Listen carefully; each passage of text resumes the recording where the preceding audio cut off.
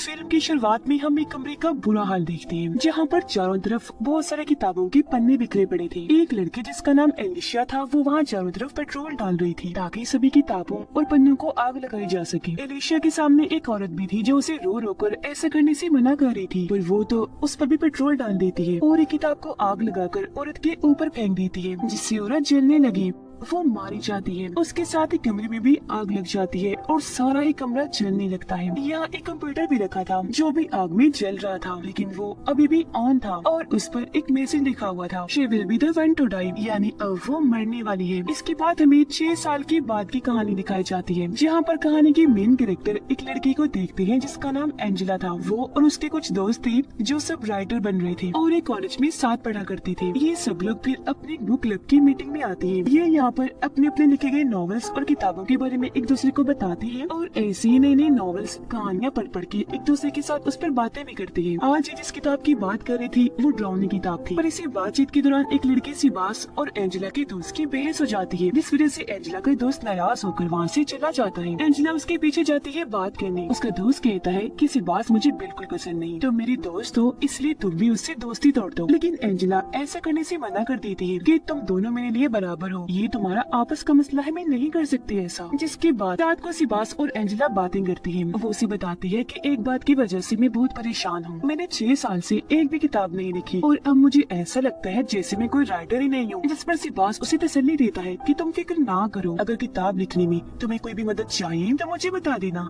मैं तुम्हारा पूरा साथ दूंगा। ये दोनों मिले और वहाँ से अपने अपने रास्ते निकल जाते हैं। अब एंजेला को अपनी गलती का एहसास हुआ, इसीलिए वो अपने दोस्त से अपने बुरे बर्ताव के लिए माफी मांगती है। जिसके बाद वो घर आ गई और प्रोफेसर को ईमेल करने का सोचती है। उसने पूरा मैसेज लिख लिया था कि मैं किताब लिखने के लिए नई कहानी की तलाश कर रही हूँ, तो सर मुझे आपकी मदद चाहिए। अब वो थोड़ा सोचती है, फिर मेल करने से रुक जाती है क्योंकि तभी उसे सिबास की बताई हुई किताब याद आ जाती है जिसका नाम था किलर क्राउन, यानी इस किताब में कातिल एक जोकर था, पर था वो आम इंसान ही। जोकर वो एक बीमारी की वजह से बनता है। जब भी उस पर वो बीमारी हावी होती है उसका दिमाग इतना खराब हो जाता है कि वो जोकर का मास्क और कपड़े पहन लिया करता है और फिर दर्दनाक तरीके से वो लोगों को मारता है। अब ये देखकर एंजेला भी काफी डर गई और लैपटॉप बंद कर देती है। अगले दिन क्लास में प्रोफेसर बताते हैं कि ड्राउनी कहानियाँ लिखने में लोग बहुत बड़ी बड़ी गलतियाँ कर देते हैं, जिस वजह से उन कहानियों में बहुत सारी कमियां रह जाती हैं और कहानी में मजा नहीं आता। जैसे कि एक राइटर किसी दूसरे की ड्राउनी कहानी लेकर उसे अपने हिसाब से बदलकर नई कहानी बना देता है और एक अच्छा राइटर बनने के लिए खुद ही अपनी कहानी बनाओ कैसे भी करके। अब ये सुनकर एंजेला सोच में पड़ जाती है क्योंकि जाहिर है वो भी किसी की कहानी लेने का सोच रही थी अपनी कहानी बनाने के लिए। क्लास खत्म होने के बाद प्रोफेसर एंजेला से बात करते हैं, कहने लगे जरा ऑफिस में आओ, मुझे तुमसे बात करनी है। एंजेला जब वहाँ गई तो प्रोफेसर बताते हैं कि मुझे तुम्हारी भेजी हुई ईमेल मिल गई थी। ये सुनकर वो सोच में पड़ जाती है कि मैंने तो मेल सेंड ही नहीं की थी, लेकिन फिर उसे ख्याल आया कि शायद मैंने मेल भेज दी होगी जो मैं भूल गई हूँ। फिर प्रोफेसर उसे अपने बारे में बताने लगते हैं कि मेरी जिंदगी कुछ खास अच्छी नहीं चल रही, बहुत परेशानियाँ हैं क्योंकि मेरी डिवोर्स होने वाली है। अब एंजेला भी अपने बारे में बताने लगती है कि सर मुकम्मल कहानी बनाने के लिए मुझे आपकी मदद चाहिए। ये सुनकर प्रोफेसर वहाँ का दरवाजा बंद करते हुए कहते हैं, अच्छा ये मेल थी, लेकिन मुझे तो कोई और ही मेल मिली थी। ये कहकर वो अजीब तरह से एंजेला के पास आया और उसके साथ बदतमीजी करने लगता है, जिस वजह से उसे इतना गुस्सा आ गया कि वो जोर से प्रोफेसर को टांग मारती है और कहती है जल्दी से दरवाजा खोलो, अगर तुमने ऐसा ना किया तो मैं चिल्लाने लग जाऊंगी। तब प्रोफेसर दरवाजा खोल तो देता है, लेकिन साथ में उसे धमकी भी देता है कि अगर तुमने इस बारे में किसी को कुछ बताया तो मैं तुम्हें बर्बाद कर दूंगा। लेकिन क्योंकि वो बहुत दुखी थी, उसे गुस्सा भी था, इसलिए वो इस बारे में अपने सब दोस्तों को बता देती है, पर प्रोफेसर के खिलाफ रिपोर्ट नहीं करती। लेकिन उसके दोस्तों को बहुत गुस्सा था। वो फैसला करते हैं कि इस चीज का बदला हम प्रोफेसर से लेकर ही रहेंगे ताकि आगे से वो ऐसी हरकत ना करे। इसलिए अभी सारे दोस्त रात के वक्त जोकर का मास्क लगाते हैं और प्रोफेसर को सबक सिखाने चले जाते हैं। उस जगह गई जहाँ प्रोफेसर था और वो इनसे डरकर भाग ही रहा था कि तभी कोई और भी मास्क पहना अनजान आदमी वहाँ आ जाता है, जिसने हाथ में हथौड़ी पकड़ी हुई थी जिसकी तेज बारीक नोक थी। प्रोफेसर जब उसके पास गया तो वो हथौड़ी से उस पर हमला कर देता है। हथौड़ी प्रोफेसर की सर में लगी जिससे वो जख्मी हो गया, लेकिन जल्दी से अपनी जान बचाने के लिए ऊपर की तरफ भागा जहाँ पर एंजेला थी। प्रोफेसर को बहुत डर लग रहा था, इसलिए वो हड़बड़ी में वहाँ से भागने लगा, लेकिन अचानक उसका पैर फिसला और वो ऊपर से सीधा नीचे जाके गिरता है। नीचे नोक वाला खंबा लगा हुआ था जिसके ऊपर प्रोफेसर गिरा और वो इसके आर पार हो गया, जिससे मौके पर ही प्रोफेसर की मौत हो जाती है। इतनी ही देर में बाकी सभी ऊपर आ गए और ये सब देखकर उन्हें लगा कि प्रोफेसर को एंजेला ने ही मारा है धक्का देकर, लेकिन वो रोते हुए अपनी सफाई में बताती है कि मैंने नहीं मारा उन्हें। वो जब ऊपर आए थे तो उनके सर पर पहले से खून लगा हुआ था। इन्हें नीचे ही किसी ने उन पर हमला किया। क्योंकि ये सब दोस्त थे इसलिए फैसला करते हैं कि जो हुआ सो हुआ, हम इस बारे में किसी को कुछ नहीं बताएंगे। पर एंजेला कहती है कि नहीं, पुलिस को बुला लेती है क्योंकि उन पर किसी ने हमला कर दिया था। जिस पर सारे लोग उसे समझाते हैं कि नहीं, ऐसी बहुत बड़ी मुसीबत खड़ी हो सकती है। जिसके बाद वो सारे अपने अपने जोकर की मास्क को जला देते हैं और वादा करते हैं कि बस इस राज को यही दफन कर दो, कोई किसी को कुछ नहीं बताएगा। जिसके बाद सबको यही लगने लगता है कि प्रोफेसर ने खुद अपनी जान ली थी। अब उन दोस्तों की जिंदगी में सब पहले जैसे नॉर्मल तो हो चुका था, लेकिन एंजेला प्रोफेसर की मौत का जिम्मेदार खुद को समझती थी, जिस वजह से वो हर वक्त परेशान रहने लगी थी। खैर, कुछ दिन के बाद कोई इन सब के पास एक नॉवल का पहला चैप्टर भेजता है, जिस चैप्टर का नाम था डेथ ऑफ द प्रोफेसर, यानी प्रोफेसर की मौत। ये सुनकर सभी काफी हैरान और परेशान हो जाते हैं, लेकिन फिर एक दूसरे पर ही शक करने लगे कि ये सब कुछ हम में से कोई एक कह रहा है, क्योंकि जाहिर है प्रोफेसर की मौत की सच्चाई इन लोगों के अलावा और कोई नहीं जानता था। लेकिन फिर भी ये काफी डरे हुए थे। कुछ दिन के बाद सिबास एंजेला को बताता है कि उस नॉवल का दूसरा चैप्टर भी आ गया है। वो जब उसे पढ़ती है तो इस चैप्टर का नाम था कि पागल जोकर ने तुम्हारी एक दोस्त को मार दिया। तो अब चैप्टर के मुताबिक एंजेला और सिबास उस जगह पर पहुंच जाती है जहां जोकर ने इनकी दोस्त को मारा था।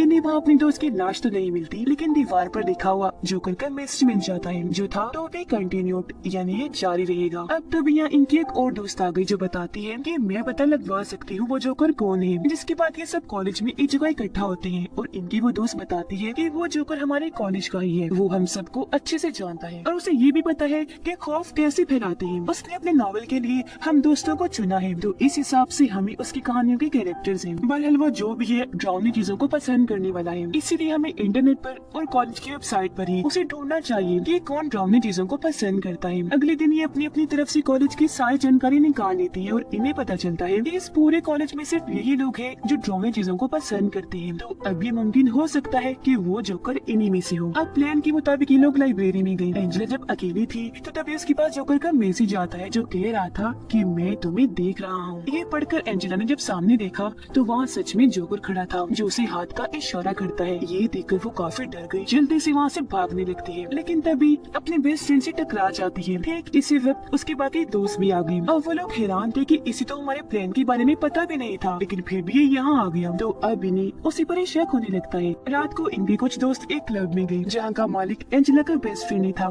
थोड़ी देर बाद जब सिबास का दोस्त क्लब से बाहर आया तो तभी वहाँ जोकर आ जाता है, लेकिन उसका दोस्त बगैर डरे आगे बढ़ा और जोकर को मारने लगता है। जिसके बाद वो जोकर का मास्क हटाकर कहता है तुम यहाँ पर कैसे? और वो बगैर कुछ कहे उसके पेट में अपना हथियार घुसा देता है। उसका पूरा पेट कट गया, मुंह से भी खून निकलने लगता है और वहीं उसकी मौत हो गई। खैर, अब एंजेला के पास जोकर तीसरा चैप्टर भी भेज देता है जिसमें उसने बता दिया था कि मैंने सिबास के दोस्त को मार दिया है। अब ये सारे दोस्त फिर से इकट्ठा हुए और दोबारा एक दूसरे पर इल्जाम लगाने लगे। लेकिन अब जब ये अपने दोस्त की लाश को ढूंढने लगते हैं तो वहाँ फिर से जोकर का मैसेज लिखा हुआ था टू बी कंटिन्यूड। अब सिबास एंजेला को बताता है कि जिस आईडी से जोकर हमें मैसेज भेजता है मैंने उसे इंटरनेट पर हर जगह ढूंढा है, जहाँ मुझे एक लड़की का पता चला जो कुछ साल पहले से ही जोकर से कनेक्ट है और उस लड़की का नाम है एलिशिया, यानी वो ही जिसने शुरुआत में किताबों वाले कमरे में आग लगा दी थी। अब एलिशिया का नाम सुनकर एंजेला बताती है कि मैंने जो नॉवल लिखा है वो इसी लड़की को मेन कैरेक्टर बना के लिखा। इस लड़की की मां नॉवल और कहानियों की दीवानी थी, इसलिए वो एलिशिया को हर वक्त कुछ न कुछ सुनाने को कहती थी, लेकिन जब वो मना करती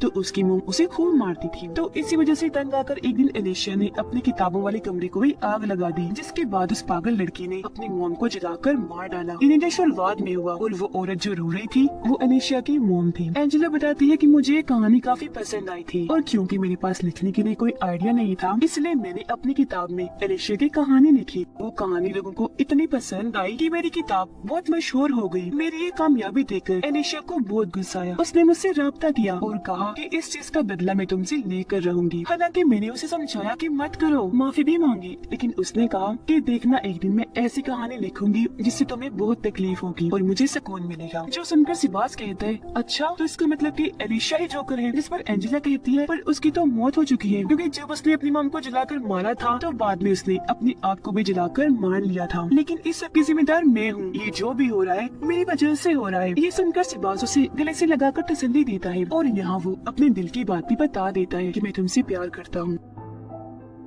उधर जोकर अब एंजेला के दोस्त के पीछे पड़ गया, लेकिन वो जैसी तैसी भागकर एक जगह पर आया और अपनी जान बचाकर वहीं छुप गया। जोकर भी वहाँ आ जाता है, लेकिन उसके दोस्त ने मौका पाकर जोकर पर हमला कर दिया और उसे टांगों से मार मार कर नीचे गिरा दिया। अब एंजेला के दोस्त को लगा कि ये बेहोश है, इसलिए उसने उसका मांस हटाकर देखने का सोचा, लेकिन तभी जोकर जो नाटक कर रहा था वो हथौड़ी से उस पर हमला कर देता है, जिससे वो बेहोश हो गया। लेकिन वो यह एंजेला के दोस्त को जान से नहीं मारता। अब एंजेला अपने दोस्त का वीडियो देखती है, जिसमें वो कहता है कि जोकर ने एक मैसेज भेजा है, जिसमें वो कह रहा है कि मैं अपने इस नॉवेल को किताब के रूप में छापने जा रहा हूँ, जिस मकसद के लिए मैंने एक फंक्शन रखा है, तो मैं चाहता हूँ तुम सब उस फंक्शन में शामिल हो, लेकिन मेरे कॉस्ट्यूम में, यानी तुम मेरी जोकर वाली रोप में आओगे। तो अब ये सारे लोग उस फंक्शन में पहुँच जाते हैं। जहाँ तभी एंजेला के पास जोकर का मैसेज आता है। उसने दरअसल एक वीडियो भेजी थी जो इन लोगों की अभी की थी, जिसका मतलब वो इन पर नजर रख रहा है। तो अब ये सारे लोग अलग अलग होकर जोकर को ढूंढने का प्लान बनाते हैं, लेकिन जब वो ऐसा कर रहे थे तो उन्होंने वहाँ हलचल मचा दी थी। इस वजह से सिक्योरिटी इनकी एक दोस्त के पीछे पड़ जाती है। वो जल्दी से वहाँ से भागी और एक जगह पर आकर छुप जाती है, लेकिन तभी वहाँ मौत आ गई, यानी कि वो जोकर, जिसे देखकर वो इतना डर गई कि वहाँ से भागने लगती है। पर तभी पीछे से जोकर आकर अपनी हथौड़ी उसकी कमर में घुसाकर आर पार कर देता है, जिससे वो बहुत बुरी मौत मारी जाती है। अब जब ये सारे दोस्त अपनी उस दोस्त को ढूंढने गए तो इन्हें उसकी लाश पानी में तैरती हुई दिखी, और तो वो साथी भी बुरी हालत में वहाँ आया जिसने वीडियो रिकॉर्ड की थी। ये सब उसका मास्क हटाकर देखते हैं तो उसका गला जोकर ने बुरी तरह काट दिया था, तेजी से उसका खून बह रहा था, और ऐसी उनकी आंखों के सामने वो बहुत बुरी मौत मारा चाहता है। अब जोकर की हथौड़ी इनकी एक दोस्त ने अपने हाथ में पकड़ी हुई थी, इसलिए सबको लगता है कि इसने ही अपने दोनों दोस्तों को मारा है, लेकिन वो साफ मना कर देती है कि नहीं नहीं, मैंने नहीं मारा इनको।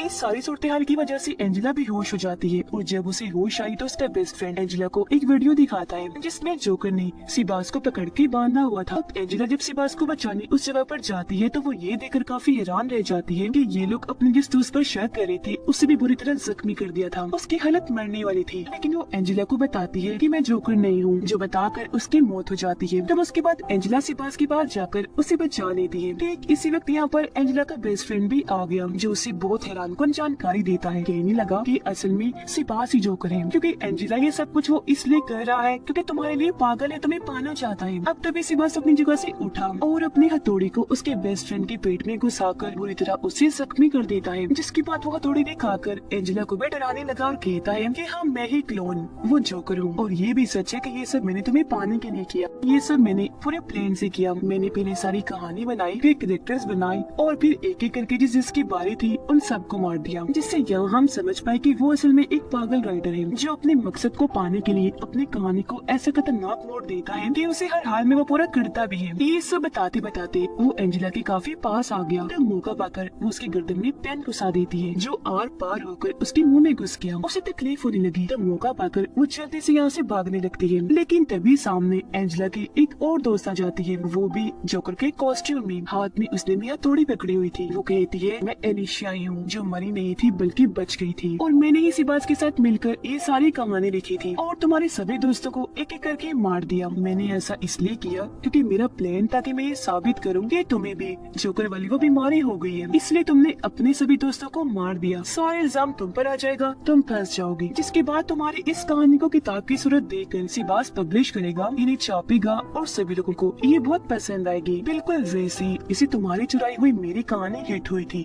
और तुम मशहूर हो गई। और सिर्फ यही नहीं बल्कि मैं और सिबास इस पर एक फिल्म भी बनाएंगे और खूब पैसे भी कमाएंगे। जब वो ये बातें बता रही थी तो एंजेला उन दोनों के पीछे अपने बेस्ट फ्रेंड को देखती है, जो मरा नहीं था बस जख्मी हुआ था। एंजेला उनका ध्यान भटकाती है, तब उसका दोस्त सिबास को धक्का दे देता है उसी जगह से जहाँ से प्रोफेसर गिरा था, वो भी नोकदार खंबे पर ही गिरा था, जो उसके मुँह से होता हुआ सर की आर पार हो जाता है और ऐसी सिबास की मौत हो जाती है। ये देखकर एलिशिया उसके दोस्त पर थोड़ी सी हमला कर देती है, जिससे वो काफी जख्मी हो जाता है। ये देखकर एंजेला वहाँ से भाग गई। तब एलिशिया भी उसका पीछा करती है उसे मारने के लिए, तब वो भागकर बेसमेंट में चली जाती है। अब जब एलिशिया से मारने के लिए आगे बढ़ रही थी तो तभी एंजेला वहाँ बिजली छोड़ देती है, जिससे वहाँ शॉर्ट सर्किट होने की वजह से आग लग गई, जिसकी लपेट में एलिशिया भी आ जाती है और यही उसकी मौत हो जाती है। थोड़ी ही देर में यहाँ पुलिस आ गई, जो एंजेला और उसके दोस्त दोनों को बचा लेती है, क्योंकि वो अभी भी जिंदा था और अब सब कुछ ठीक हो जाता है। इसके बाद कहानी 1 साल के बाद की दिखाई जाती है, जहाँ पर सभी स्टूडेंट्स अपनी राइटर वाली क्लास ले रहे थे और यहाँ पर एंजेला भी थी। वो जब बाहर आई तो तभी उसे अपने सामने जोकर दिखाई देता है जिसने हाथ में हथौड़ी पकड़ी हुई थी। उसने जब मास्क हटाया तो पता चला कि और कोई नहीं बल्कि एलिशिया ही है जो एक बार फिर बच गई और अब वो एंजेला को मारने उसकी तरफ बढ़ती है, जिसे देखकर वो जोर से चिल्लाने लगती है। इसी सस्पेंस के साथ ही ये फिल्म इधर ही खत्म हो जाती है।